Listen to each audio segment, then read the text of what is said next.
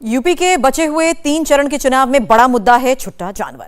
प्रधानमंत्री मोदी से लेकर सीएम योगी तक सब किसानों को आश्वस्त कर रहे हैं और इस समस्या का परमानेंट समाधान खोज लिया गया है। चुनाव खत्म होते ही इस पर अमल होगा, मगर अखिलेश यादव ने इसे मुद्दा बना रखा है। हर सभा में हमलावर है, योगी पर निजी अटैक कर रहे हैं। अखिलेश को इसका कितना लाभ मिलने वाला है, इस रिपोर्ट से समझिए। मैं आपको आश्वस्त करने के लिए आया हूं, गौ माता को कटने नहीं देंगे। गाय मां हमारी भूखी है, जान जारी है उसकी। किसानों की फसल को भी नष्ट नहीं होने देंगे। यहाँ पर खेतों की रखवाली करनी पड़ रही कि नहीं करनी पड़ रही है? बेसहारा गौवंश की रक्षा के लिए और उनके संरक्षण के लिए बड़े पैमाने पे गौशालाएं बनाएंगे। गौशाला में जितना भी पैसा आया सरकार के लोगों ने लूट लिया। यूपी चुनाव के 5वें चरण में छुट्टा जानवर आ गए।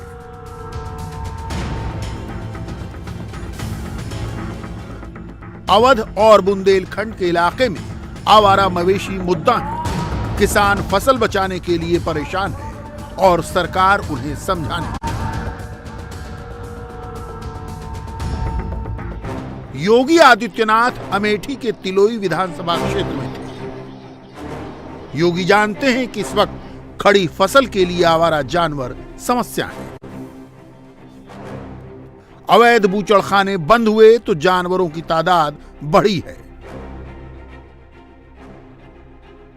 2012 में 10 लाख आवारा पशु थे, 2019 में 12 लाख आवारा पशु हो गए। आवारा पशुओं की संख्या में 17% का इजाफा हुआ। योगी इस समस्या को समझते हैं, इस समस्या से भली भांति वाकिफ है, लिहाजा रैलियों में इसके समाधान की बात कर रहे हैं। अवैध बूचड़खानों को पूरी तरह बंद किया, लेकिन आज मैं आपको आश्वस्त करने के लिए आया हूं, हम गौ माता को कटने नहीं देंगे, अवैध बूचड़खानों को खुलने नहीं देंगे, लेकिन अन्नदाता किसानों की फसल को भी नष्ट नहीं होने देंगे। अन्नदाता किसानों के लिए उनकी फसल को बचाने के लिए बेसहारा गौवंश की रक्षा के लिए और उनके संरक्षण के लिए बड़े पैमाने पे गौशालाएं बनाएंगे। हर गौशाला को ऊर्जा के साथ जोड़ेंगे और जो किसान बेसहारा गौवंश को अपने घर में पालेगा उस किसान को 900 से लेके 1000 रुपए हर महीने भी हम एक गाय का देंगे। मुख्यमंत्री योगी का गोप्रेम जगजाहिर है। गोरखनाथ मठ में ही एक बड़ी गौशाला है। योगी इस गौशाला की एक एक गाय को उसके नाम से बुलाते हैं। सरकार में आते ही योगी ने 2017-18 में गोवंश की रक्षा के लिए 250 करोड़ का बजट स्वीकृत किया।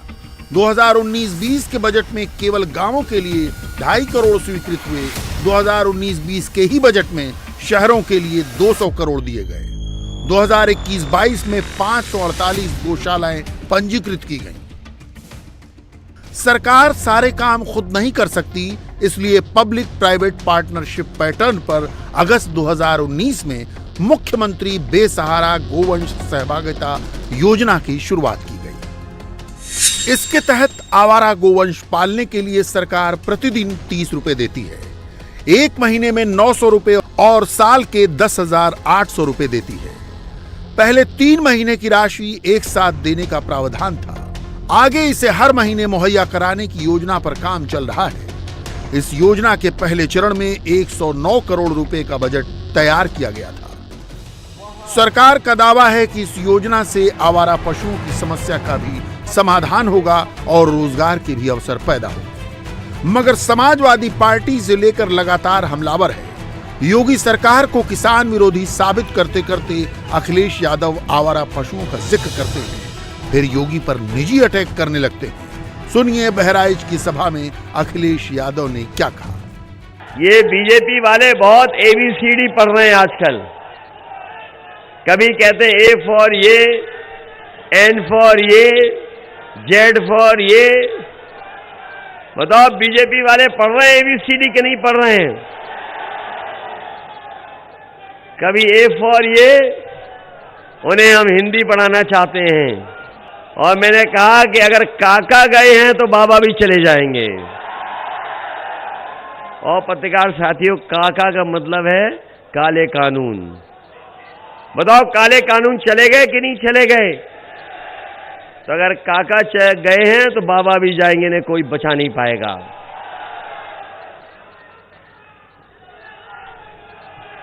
यहां पर खेतों की रखवाली करनी पड़ रही कि नहीं करनी पड़ रही है? गौशाला में जितना भी पैसा आया सरकार के लोगों ने लूट लिया। गाय मां हमारी भूखी है, जान जा रही है उसकी, और हमारे बाबा मुख्यमंत्री जी का सबसे प्रिय जानवर टक्कर मार रहा है। बताओ, टक्कर मार रहा है कि नहीं मार रहा? अभी हम जैसे ही बहराइच में आए, बाबा मुख्यमंत्री जी का प्रिय जानवर हमें दिखाई दे गया सड़क पर। सोचो कैसी सरकार है। आइए अब योगी सरकार पर अखिलेश यादव के एक और प्रहार की ओर चलते हैं। चुनाव से पहले योगी ने 1 करोड़ प्रतिभाशाली नौजवानों को स्मार्टफोन और टैबलेट बांटने का ऐलान किया।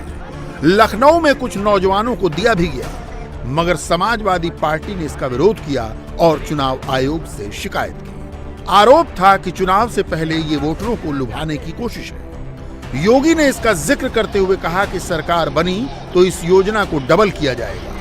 उन्होंने सैफई परिवार पर हर चीज खुद हथियाने का आरोप लगाया। समाजवादी पार्टी ने चुनाव आयोग को कंप्लेंट किया है, कहा यूपी के नौजवानों को कहां ये सब दिया जा रहा है। मैंने कहा नहीं, इसमें तो केवल सिपाही खानदान का अधिकार है।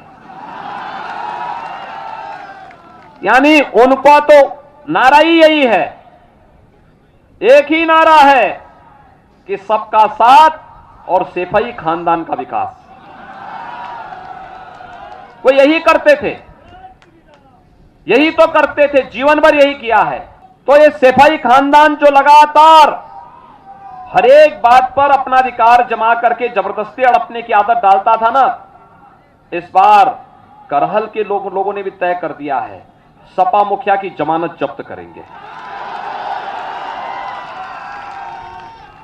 और भाइयों बहनों, मैंने तय किया है, इन्होंने चुनाव आयोग को कंप्लेंट किया है कि ये नौजवानों को टैबलेट और स्मार्टफोन क्यों बांटा जा रहा है। हमने तय किया है कि अभी तो 1 करोड़ नौजवानों को दिया जा रहा है, 10 मार्च के बाद अगले 5 वर्ष के अंदर 2 करोड़ नौजवानों को टैबलेट स्मार्टफोन देंगे।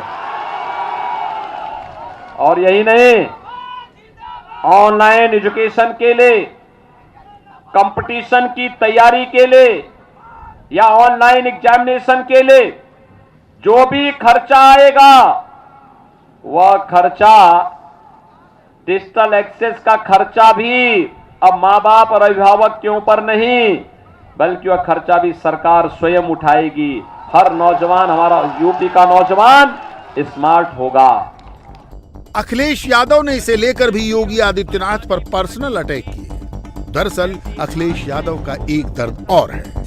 प्रतिभाशाली नौजवानों को लैपटॉप देने की योजना समाजवादी थी। 2012 का चुनाव जीतने के बाद अखिलेश ने लैपटॉप बांटे भी, लेकिन 2017 और 2019 में अखिलेश को इसका फायदा नहीं मिला। अखिलेश को लगता है कि योगी ने उनके हाथ से उन्हीं की योजना छीन ली है। अखिलेश फिर कह रहे हैं सरकार में आए तो लैपटॉप बांटेंगे, मगर योगी सरकार की योजना का वो ये कहकर मजाक उड़ाते हैं कि योगी को खुद स्मार्टफोन और कंप्यूटर चलाना नहीं आता। कल मैं भाषण सुन रहा था उनका भाषण सुन रहा था मैं। उन्होंने कहा कि हमने 1 करोड़ स्मार्टफोन बांटने की स्कीम चलाई है। ये जो नौजवानों के हाथ में हमें दिखाई दे रहे हैं और आप लोगों के हाथ में जो स्मार्टफोन दिखाई दे रहे हैं, कहीं बाबा मुख्यमंत्री ने तो नहीं दिए? वो तो कह रहे 1 करोड़ बांट दिए हमने। वो कह रहे थे लैपटॉप भी दे दिया हमने। और बाबा मुख्यमंत्री इसलिए नहीं दे रहे हैं कि वो खुद नहीं चलाना जानते हैं।